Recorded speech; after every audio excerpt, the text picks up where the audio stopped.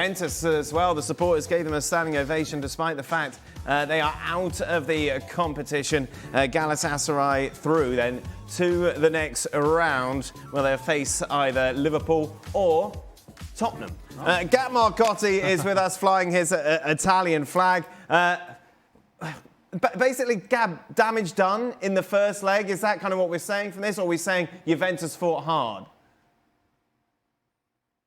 I think from Juve's perspective, you saw the reaction there from the fans. I think people are realizing that there is a lot of fight in this team. They screwed it up in the first leg. It's their fault.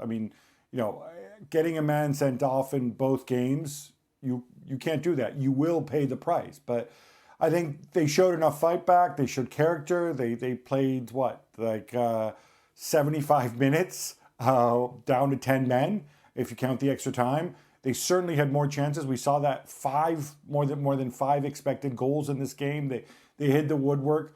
They did everything they could to turn it around. And, this comes off the back of two very disappointing results against Como and in the first leg in Istanbul. But that's the thing about football, right? There's always another game where you can do something. It's not going to help them in the Champions League. They're out of it. They'll have regrets. They should have regrets. But hopefully, if you're a Juve fan, you can channel this to finish the season strongly and get back in the Champions League next year via Serie A. I think 10 out of 10 for effort, there's no doubt about that. But 3 out of 10 for losing 7 goals in 2 games against Galatasaray. Turkish football isn't exactly a stronghold these days.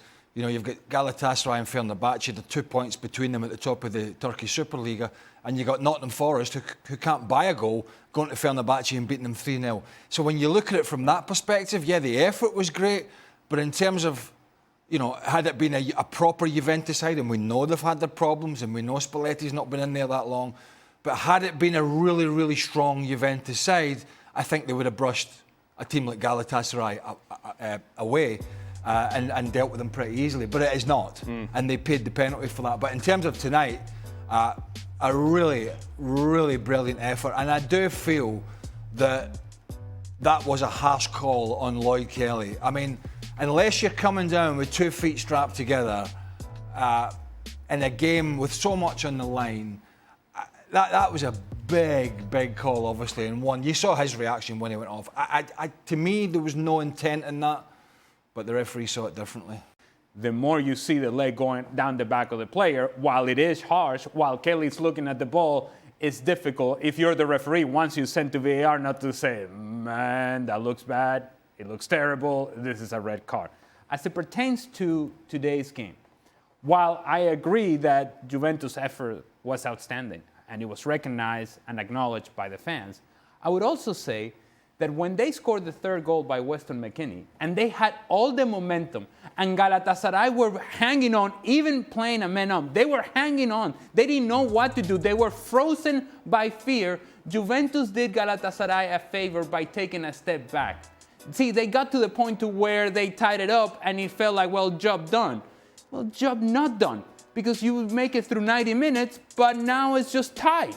You have to go and play another 30 minutes, a man down, when you've done so much to try to get to the point to where you score that 3rd goal. If Juventus were going to advance, they were either going to hang on all the way to penalties, or, more likely, by scoring a 4th goal. And I know it sounds crazy to say that, playing a man down, but that's how dominant they were, even in that sort of situation. Galatasaray did not want any part of this. This is why you see Victor Osimhen, when he scores his goal, why he's so frustrated, why he's not celebrating. It's like, how in the world are we finding ourselves in a situation in which we have to hang on when we're playing a man up?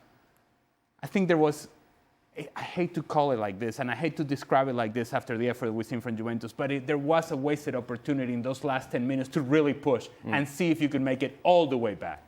Gab, a word on Kelly's red card. He was obviously already booked in the game. Yeah, and you could say you need to be more difficult, but look, Lloyd Kelly's, he's not looking at the player. He can't tell what's happening beneath him. So for me, it's pretty straightforward.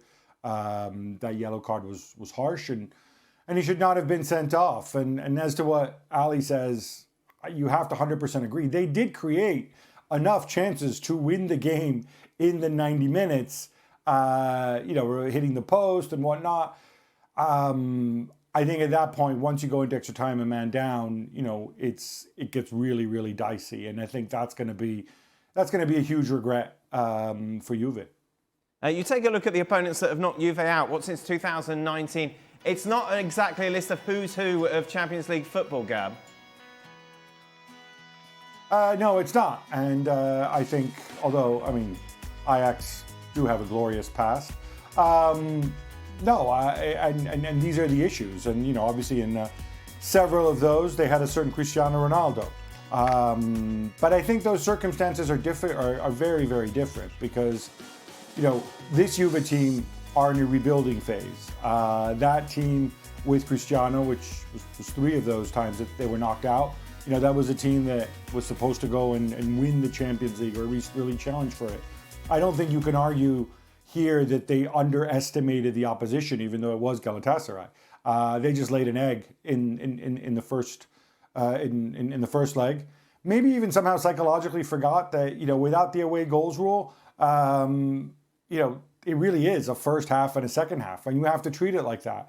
And so if you give up, Craig talked before about them conceding 7 goals. Well, I think 5 of those 7 goals were conceded at 10v11. You can't put yourself in those situations. If you start losing and you're a goal down, say, all right, we'll get them at home. You have to have, I think, that patience and that mindset. And that was another failing from Juve over these 2 legs. As I mentioned then, possible opponents in the next round. The draw, of course, is on Friday. It's going to be a Premier League side. It's either going to be Liverpool or Spurs. It's going to be Spurs, isn't it? Galatasaray in the next round. A lot more questions on the Champions League to come, of course, on Extra Time, which, as always, you can check out over on our YouTube channel.